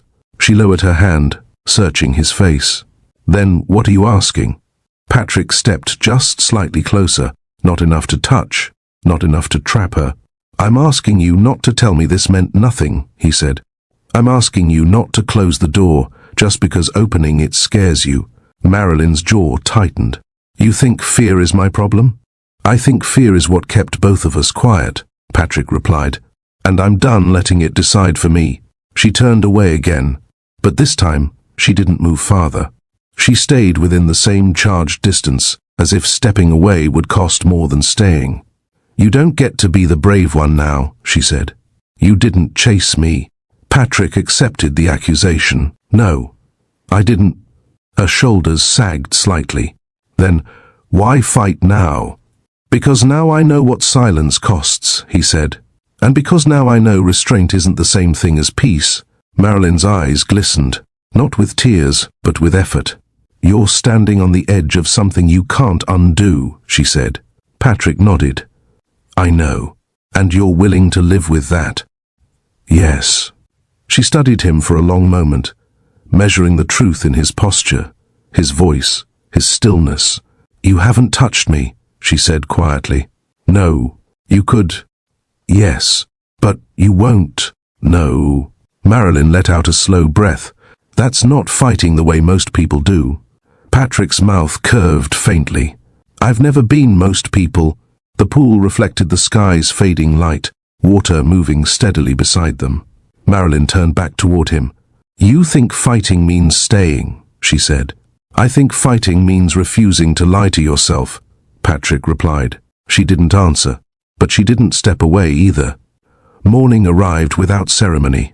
The estate settled into its quiet rhythm, light through wide windows, the faint sound of waves beyond the grounds, footsteps moving through familiar corridors. Patrick stood at the far end of the breakfast table, pouring coffee he didn't intend to drink.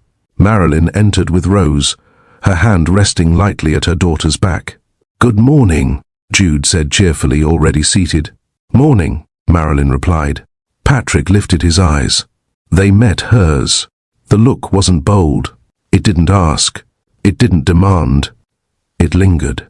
Marilyn looked away first, lowering Rose into her chair, focusing on pouring juice she didn't spill. Patrick forced himself to look back at the coffee pot, to the window, anywhere but her. Still, awareness followed her movements. The way she tucked hair behind her ear, the way she smiled for Rose, the way her shoulders tightened when she felt him watching. Later, by the hallway window, they crossed paths again. A pause. A look held half a second longer than politeness allowed. Nothing said. Everything understood. The staircase curved gently toward the upper floor, polished wood cool beneath bare feet. Marilyn guided Rose up, step by careful step. Patrick followed a few paces behind, offering space he didn't feel. "Careful," Marilyn said softly as Rose stumbled. Patrick reached out on instinct, steadying Rose by the elbow.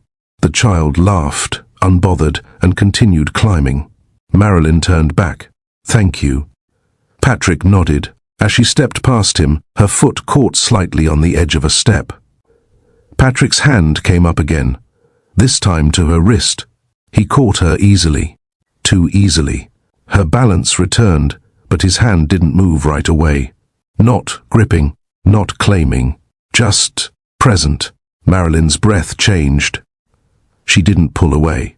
Patrick felt the heat of her skin beneath his fingers, the quiet tremor she tried to hide. He released her. "Sorry," he said. "It's fine," she replied, too quickly. They continued up the stairs without looking back. That evening, the kitchen was nearly empty. Jude had stepped outside to take a call. Rose slept upstairs. The lights were low, soft enough to blur edges without hiding anything. Marilyn stood at the counter, rinsing a mug she'd already washed once. Patrick entered quietly, moving to the sink beside her.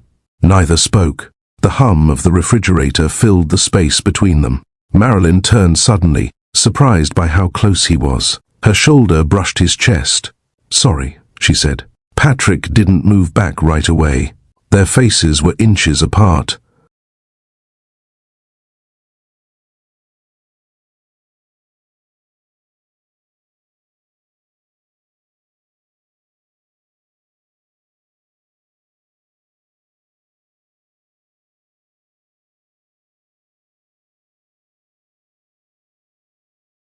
Close enough to feel each other's breath.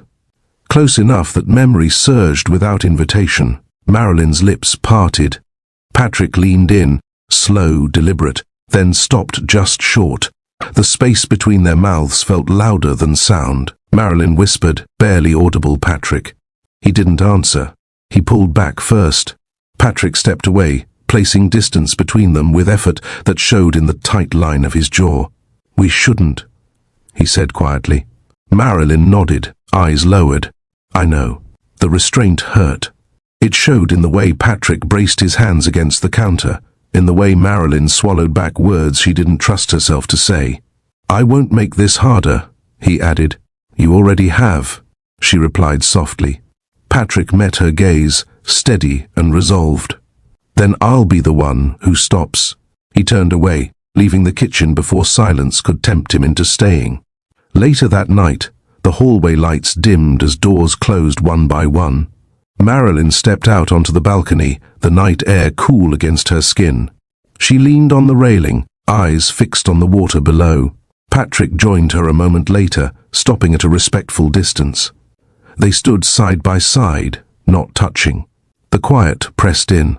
Patrick, Marilyn whispered, just once. The sound of his name, soft, unguarded, cut deeper than any confession. He closed his eyes briefly, then opened them again. Yes, he said. She didn't continue. She didn't need to. Restraint demanded more than desire ever had. It demanded choice. Patrick felt it in every moment he didn't look too long, every step he didn't take, every word he measured before speaking. Marilyn felt it in the way she kept herself busy, in the way she laughed a little louder with Jude, in the way she avoided corners where silence grew too intimate. They passed each other throughout the day like that, close, careful, aware. No lines crossed, no relief found. Restraint didn't soothe the ache. It sharpened it. If you believe restraint can hurt more than betrayal, comment restless. Marilyn noticed it without trying to. Patrick knelt near Rose in the garden, one knee touching the grass, his sleeves rolled just enough to free his hands. He wasn't animated. He didn't exaggerate his movements or raise his voice. He simply listened. Rose spoke slowly, carefully, like she expected the world to interrupt her at any moment. Patrick didn't. He waited. When she finished, he nodded once, as if she'd said something important. That makes sense, he told her. Rose smiled, pleased. Marilyn stood a few steps away, hands folded loosely in front of her, heart tightening in places she didn't want to examine. She had seen men try with children before, trying too hard, filling space with noise, making promises they couldn't keep. Patrick did none of that. He asked Rose about the shells she'd collected. He didn't correct her when she misnamed one. He let her finish every thought, no matter how long it took. When Rose handed him a smooth white shell, Patrick turned it over thoughtfully. This one looks like it's been through a lot, he said. Rose nodded solemnly. But it's still pretty. Patrick handed it back to her. That's usually how it works. Marilyn looked away. She told herself she was imagining things. That kindness didn't mean connection. That patience didn't imply depth. Still, the sight stayed with her. The guilt arrived first. It always did. Marilyn felt it when she caught herself watching Patrick longer than necessary, when she noticed the steadiness in his presence and compared it, unfairly, to the noise in her own chest. When she remembered the ease of conversation they'd once shared and felt her body respond before her mind could intervene. She loved her husband, not recklessly, not desperately, but sincerely. And yet, longing didn't ask permission. It surfaced in the quiet moments, when Patrick passed by without looking, when restraint became visible effort, when silence between them felt heavier than any argument. Marilyn pressed a hand to her chest, as if she could steady the feeling physically. This is wrong, she told herself. But longing didn't argue morality. It simply waited. Jude offered stability. He always had. From the beginning, their relationship had been anchored in reliability. He showed up. He listened. He built plans and followed through.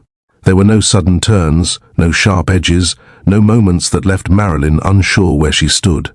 That had mattered, especially then. She and Jude had built something practical, supportive, safe. Their love wasn't loud, but it was consistent. He didn't ask her to be anything other than present. He trusted her, believed in her. Marilyn knew how rare that was.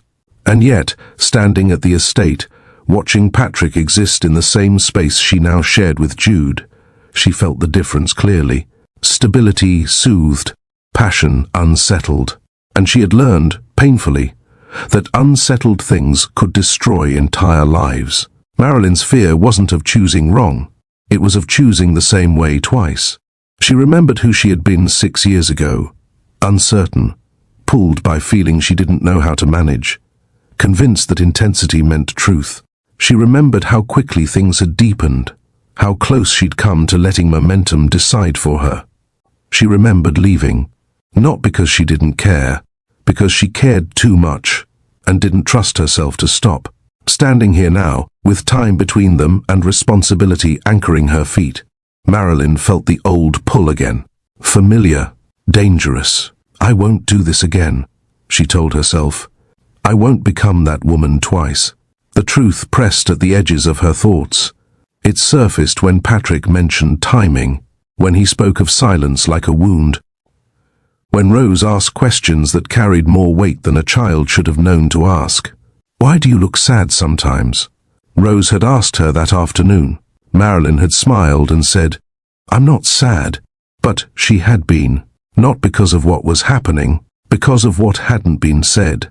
The secret sat heavy, shaping her choices, influencing her distance. It was the reason she watched Patrick carefully, the reason she kept her answers short, the reason she refused to stand too close for too long. Some truths didn't just change conversations, they redefined them. That night, Marilyn lay awake beside Jude. His breathing was even, familiar, comforting. She stared at the ceiling, listening to the quiet hum of the house, the distant movement of water beyond the walls. Her thoughts circled without landing. Patrick's restraint, Rose's laughter, the space between honesty and safety. Marilyn turned onto her side, careful not to wake Jude. If I speak, she thought, everything changes. If I stay silent, she thought, nothing heals. The weight of silence settled over her like a choice she could no longer avoid. And somewhere beneath the fear, beneath the guilt and longing, Marilyn knew this much was true. The past wasn't finished with her. It was waiting. Marilyn chose the late afternoon. The house was quieter then. Rose was napping. Jude had gone out to make a call and run an errand he didn't need to explain. The air felt still enough to hold what she was about to say without breaking it apart. Patrick stood near the far end of the terrace, hands resting on the railing, gaze fixed outward. He didn't turn when she approached. "You said you wanted honesty," Marilyn said. Patrick nodded once. "I did." She stopped a few feet behind him, not close enough to touch, not far enough to escape. "I didn't leave because I stopped caring," she said carefully. "And I didn't come back because I changed my mind." Patrick closed his eyes briefly, then opened them. "Then why?" Marilyn's breath wavered. She pressed her palms together, grounding herself. "Because the truth doesn't fit neatly into explanations," she replied. "And because I was afraid if I told you, you'd see everything differently." Patrick turned toward her slowly. "I already do," he said. "I just don't know why yet." She met his eyes, and for the first time since arriving, she didn't look away. "I can't keep carrying this by myself," she said. Patrick stayed silent, giving her space to continue. "I had a twin," Marilyn said. The words landed quietly, no drama, no build-up, just fact. Patrick's brow furrowed. "A twin?" She nodded. "Identical." He studied her face, searching memory for something that hadn't made sense before. "You never mentioned—" "I know," she interrupted gently. "Most people didn't know. We learned early how to take turns being seen." Patrick said nothing. Her voice steadied as she continued. "We shared everything. School, friends, mistakes. When people spoke to one of us, they were usually speaking to both." Patrick felt a strange shift, like a piece of the past had been turned slightly, revealing edges he hadn't noticed before. "What was her name?" he asked. Marilyn hesitated, then said it. Patrick absorbed it without comment. "She was the braver one," Marilyn added. "The louder one. The one who said things before thinking them through. And you?" "I was the one who fixed things after," Marilyn replied. Marilyn looked away then, eyes fixed on the horizon. "She died," she said. The words didn't shake. She had lived with them too long for that. Patrick's chest tightened. "When?" "6 years ago," Marilyn answered. The timing settled heavily between them. "She got sick," Marilyn continued. "Fast. Unexpected. We thought we had time." Patrick didn't interrupt. "She was gone in weeks," Marilyn said. "And when she died, it felt like the ground shifted under me. Like half of my instincts disappeared overnight." Patrick felt the past rearranging itself quietly. "You didn't tell me," he said. Marilyn shook her head. "I couldn't. Grief didn't arrive all at once. It crept in."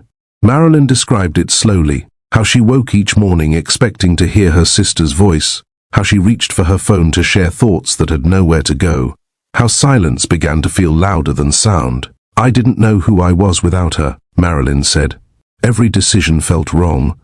Every emotion felt borrowed. Patrick listened, jaw tight. I became cautious, she continued. I questioned everything, especially joy. Patrick understood that too well. When you love someone deeply, Marilyn said, and lose them suddenly, you start believing happiness is temporary, that it comes with a price you don't see until it's taken back. Patrick's hands curled slowly against the railing. That's why I left, Marilyn said. Patrick turned fully toward her now. Not because of you, she continued, but because of what I was becoming. She met his gaze. I was standing between two versions of myself, the woman who felt everything, and the woman who was afraid of feeling anything again. Patrick's voice was low. So you chose distance. I chose survival, Marilyn replied. I knew if I stayed, I'd either fall apart or cling to something I wasn't ready to lose. Patrick absorbed that in silence. I didn't trust my judgment, she said, and I didn't trust myself to explain without making you carry grief that wasn't yours. Patrick exhaled slowly. You thought disappearing would protect me, he said. I thought it would protect both of us, Marilyn answered. Patrick stepped back a fraction, as if needing space to reframe memory. 6 years of silence shifted shape. The unanswered calls, the sudden absence, the quiet he'd taken as rejection. You didn't leave because you didn't care, he said quietly.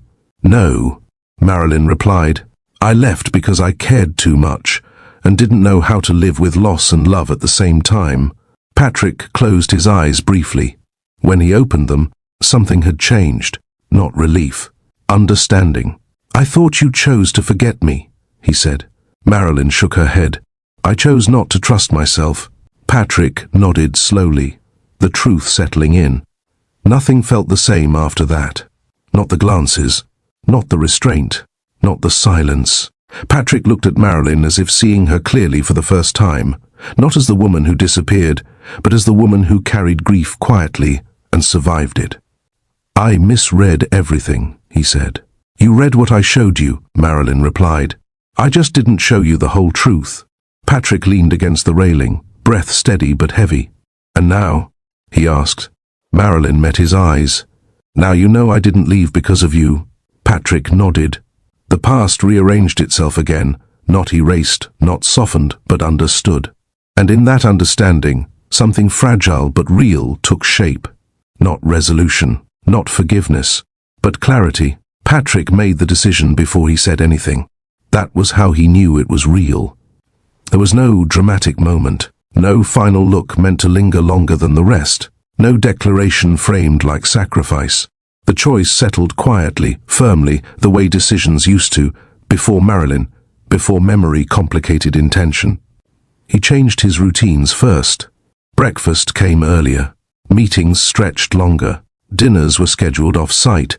When Marilyn entered a room, Patrick was already leaving it.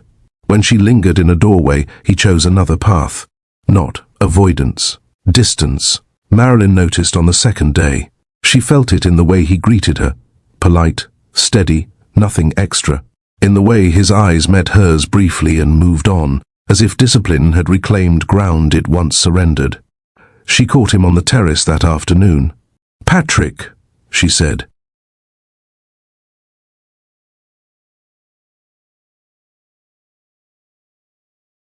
He stopped, but didn't turn fully toward her. Yes, you don't have to do this, she said quietly. I do, he replied. She stepped closer. This isn't restraint, this is disappearance. Patrick turned then, facing her completely, but the space between them remained deliberate. This is me keeping my word, he said. I didn't ask you to step back. No, Patrick agreed. You didn't. Then why? Because knowing the truth changed what I'm responsible for, he said calmly. And because wanting you doesn't give me permission to stand where I no longer belong. Marilyn's chest tightened. You're punishing yourself. Patrick shook his head. I'm choosing clarity. She searched his face for cracks, for hesitation, for longing slipping past control, but found none. You said you'd fight, she said. I did, Patrick replied, and I learned something while I was fighting. What? That love isn't proven by proximity, he said. Sometimes it's proven by distance. Marilyn swallowed. This feels like abandonment. Patrick's expression softened, but he didn't step closer. This is the opposite. She exhaled slowly, frustration and grief tangling together. You don't get to decide this alone. I'm not deciding for you, Patrick said. I'm deciding for me. Silence stretched between them. Not charged this time, but weighted with finality. I won't cross lines, Patrick continued. Not now, not later, not when it gets harder. And if I fall, Marilyn asked, her voice barely above a whisper. Patrick met her eyes fully. Then I'll be the ground you don't fall onto. The words landed harder than any confession. Marilyn looked away first. Patrick waited, patient, unmoving. I thought knowing the truth would bring us closer, she said quietly. It brought us clearer, he replied. And clarity doesn't always shorten distance. She nodded slowly, as if understanding something she didn't like. Patrick took one step back, then another, not turning away from her, but removing himself from the space that had once held too much meaning. I won't pretend this is easy, he said, but I won't pretend it's wrong. Marilyn watched him go, and for the first time since arriving at the estate, she felt the full weight of choice settle squarely on her shoulders. Patrick's distance left space Marilyn could no longer avoid. Without his presence pulling at her attention, her focus returned, uncomfortably, insistently, to the life she had been maintaining rather than examining. She watched Jude at breakfast. He buttered toast with practiced ease, asked Rose about her dreams, smiled when she mispronounced words. He was attentive without effort, present without demand. When he looked up and caught Marilyn watching him, he smiled. You okay? He asked. Yes, she said automatically. The lie passed easily. That frightened her more than the truth. Later, she found herself walking beside him through the estate gardens, their steps in sync from years of shared routines. Jude talked about work, about plans, about how relaxed Rose seemed here. This place is good for us, he said. Feels steady. Marilyn nodded.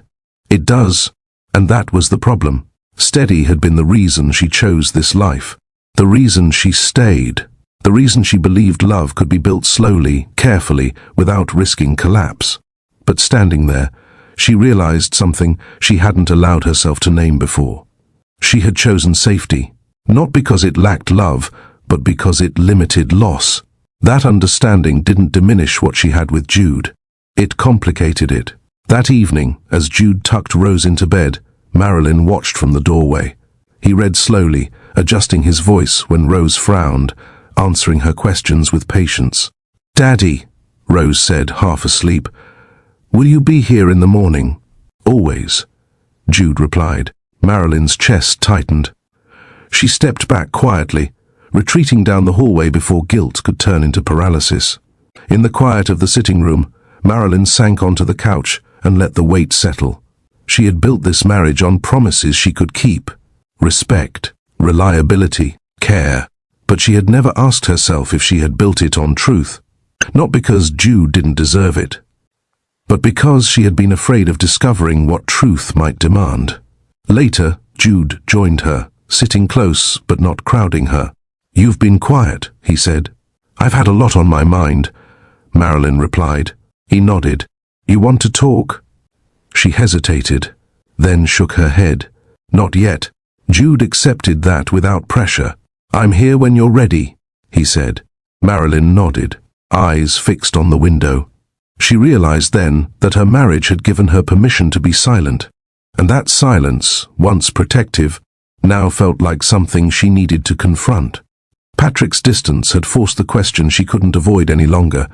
Was she choosing her marriage because it was right, or because it was safe? The answer didn't come immediately, but the need to ask did. Jude noticed the change before he understood it. It wasn't something Marilyn said. It was what she didn't. Her answers came a second slower. Her smiles arrived, but didn't always stay.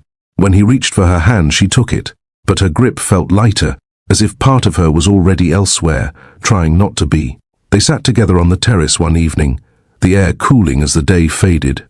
Jude leaned back in his chair, stretching comfortably, while Marilyn sat upright, hands folded in her lap. "You've been quiet," he said, not accusing, just observant. She nodded. "I know. Do you want to tell me why?" Marilyn looked at him, really looked at him. The familiarity of his face, the steadiness in his expression, the way concern showed without urgency. "I'm thinking," she said carefully. "About us?" The question was gentle, but it landed heavy. "Yes," she admitted. Jude didn't react immediately. He studied her for a moment, as if deciding how much weight to place on her words. "Thinking isn't a bad thing," he said. "Distance is." Marilyn's chest tightened. "I'm not trying to pull away." "I know," Jude replied, "but something's shifted." She hesitated. "I don't know how to explain it without sounding ungrateful." Jude shook his head slightly. Gratitude isn't the same as love. The honesty surprised her. "I love you," she said quickly. "I know you do," Jude answered. "But love has seasons, and right now, you're somewhere else." Marilyn looked down at her hands. "I don't want to hurt you." Jude leaned forward, resting his elbows on his knees. "You won't hurt me by being honest. You will hurt me by pretending." She swallowed. "I'm trying to understand what I feel before I name it." Jude nodded slowly. "That's fair." He paused, then added, "Just don't shut me out while you do." Later that night, after Rose had fallen asleep, Jude lay awake beside Marilyn, staring at the ceiling. "You're safe here," he said quietly. "You know that, right?" Marilyn turned toward him. "I do. You don't owe me certainty," he continued. "But I need to know if I still have your presence." She pressed her forehead lightly against his shoulder. "I'm here." But even as she said it, she felt the truth bending. Jude wrapped an arm around her, holding her close without tightening his grip. He didn't know why the distance existed, only that it did, and that whatever was pulling Marilyn inward wasn't something he could compete with. At least not yet. Patrick chose solitude deliberately, not isolation, solitude. He spent the morning away from the estate, driving without destination, letting the road stretch long enough for thought to settle without urgency. The city blurred past, familiar streets giving way to quieter ones, places where decisions felt less watched. Honor wasn't a feeling, it was a practice. He reminded himself of that as he parked near the water and stepped out of the car. The air was cooler here, steady, unbothered by the weight he carried. Patrick leaned against the railing and let the quiet do its work. He replayed Marilyn's words from the day before, not with longing, but with clarity. "You didn't leave because you didn't care.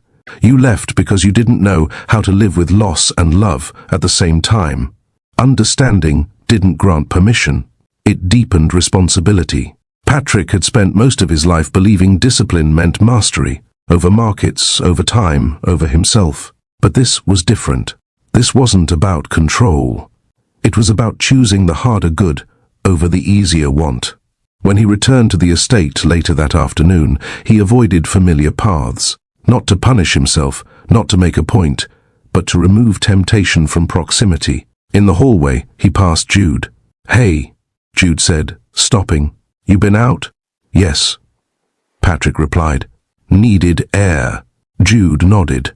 "Makes sense." There was no suspicion in his voice, no guarded edge, just trust. That trust settled heavily on Patrick's shoulders. "You all right?" Jude asked. "I am," Patrick said. "Just recalibrating." Jude smiled. "That's what vacations are for, right?" Patrick returned the smile. Sometimes. Later, Patrick found himself alone in the study, reviewing documents he didn't need to review, answering emails that could wait. The discipline felt familiar, almost comforting, but the absence was noticeable. He didn't look for Marilyn. He didn't position himself where paths might cross. When he heard her laughter from another room, he stayed seated. When her footsteps passed the doorway, he didn't look up. It wasn't denial. It was decision. That evening, Marilyn approached him anyway. Not dramatically, not confrontationally. She stood in the doorway of the study, arms folded loosely, expression unreadable. "You're avoiding me," she said. Patrick didn't deny it. "I'm giving you space." She stepped inside. "That's not what this feels like." He closed the folder in front of him and stood, keeping the desk between them. "It feels like restraint," he said, "which is what I owe you." "I didn't ask you to disappear," Marilyn replied. "I know," Patrick said calmly, "but I did ask myself what kind of man I want to be when this ends." Her chest rose and fell slowly. "Ends how?" Patrick met her gaze steadily, with dignity intact. "For all of us." Marilyn's voice softened. "You think dignity means distance. I think dignity means not taking what isn't freely given," he answered, "and not standing in a space that belongs to someone else." She looked away briefly, then back at him. "And what about what we feel?" Patrick didn't hesitate. "Feelings don't outrank responsibility." The words weren't cold. They were chosen. "You make it sound simple," Marilyn said. "It's not," Patrick replied. "It's just clear." She searched his face, as if looking for cracks in the resolve. "And if I told you I was struggling, I would listen," he said. "From here. And if I told you I didn't know what choice I was going to make."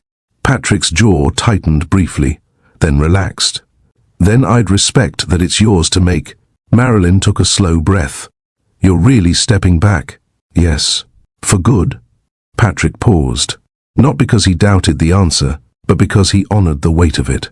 "For as long as it takes for this to be right," he said. "Or for it to be finished." The word hung between them, heavy but honest. Marilyn nodded slowly. "You're not trying to win." "No," Patrick said. "I'm trying not to lose myself." She studied him for a long moment, then stepped back toward the doorway. "Thank you," she said quietly. "For what?" "For not making this harder than it already is." Patrick inclined his head slightly. "That's the least I can do." When she left, Patrick remained standing for a while, hands resting against the desk, breathing steady. Honor didn't erase desire.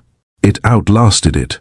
And that, he knew, was the truest measure of choice he had left. The realization didn't arrive all at once. It came in pieces. Marilyn noticed it first in the absence Patrick left behind. Not as punishment, not as pressure, but as choice. He no longer occupied the spaces she entered. He no longer lingered where temptation might grow. His restraint had shifted into something quieter, firmer, final. That was when she understood. Patrick wasn't stepping back to be seen as noble. He was stepping back because he meant it. Marilyn walked alone along the edge of the grounds that afternoon, Rose holding her hand, humming softly to herself. The path curved gently, familiar but open, and Marilyn found her thoughts settling into a clarity that had evaded her for days. Rose stopped suddenly. "Mama." "Yes, baby." "Why do grown-ups look sad when they love people?" The question landed gently and devastatingly. Marilyn crouched in front of her, steadying her small hands. "What makes you think that?" Rose shrugged. "Daddy Jude smiles a lot. Uncle Patrick doesn't smile like that." Marilyn swallowed. "Sometimes," she said carefully, "people love quietly. And sometimes they love by letting go." Rose considered that. "Is that still love?" "Yes," Marilyn answered without hesitation. "Sometimes it's the strongest kind." They continued walking. That night, Marilyn stood alone on the balcony, the estate quiet behind her. She watched the lights reflect faintly in the distance, felt the stillness settle around her. She thought about possession, about how often love was mistaken for claiming space, for standing close, for insisting on presence. Patrick had done none of that. He hadn't demanded explanation. He hadn't asked for reassurance. He hadn't pressed her to choose him.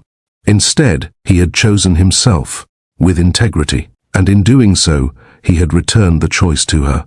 That was when Marilyn understood something she hadn't allowed herself to admit before. Love wasn't measured by how tightly you held on.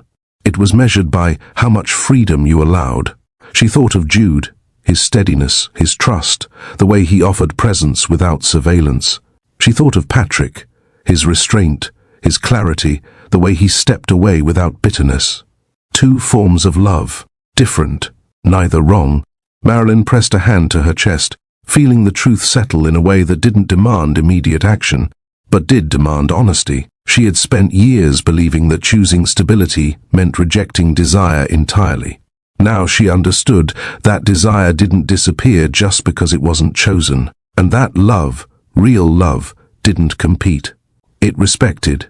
When she finally turned back toward the house, Marilyn knew one thing with certainty: whatever choice she made next would not be driven by fear, longing, or guilt. It would be driven by truth. And that truth, once faced, would change everything that followed. Marilyn chose mourning, not because it was easier, but because honesty deserved light. Jude sat at the small breakfast table, coffee cooling in front of him. Rose colored quietly nearby, absorbed in her own world. Marilyn stood by the counter for a moment longer than necessary, steadying herself. "Jude," she said. He looked up immediately. "Yeah? We need to talk." He nodded, calm but alert. "Okay." She glanced at Rose. "Can we give Mummy a minute, sweetheart?" Rose nodded, padding off toward the living room without protest. The silence that followed wasn't heavy. It was attentive. Marilyn sat across from Jude, hands folded carefully. "I haven't been fully honest with you," she said. "Not in the ways that matter." Jude leaned back slightly, absorbing the words without interruption. "I didn't betray you," she continued, choosing precision over comfort. "But I wasn't transparent about my inner life, about the weight I've been carrying." Jude studied her face. "Is this about the past?" "Yes," Marilyn said. "And how it resurfaced here." He didn't ask names. He didn't ask for details yet. He waited. "I've been afraid that telling you the truth would hurt you," she said. "But keeping it from you has already done that." Jude exhaled slowly. "Tell me."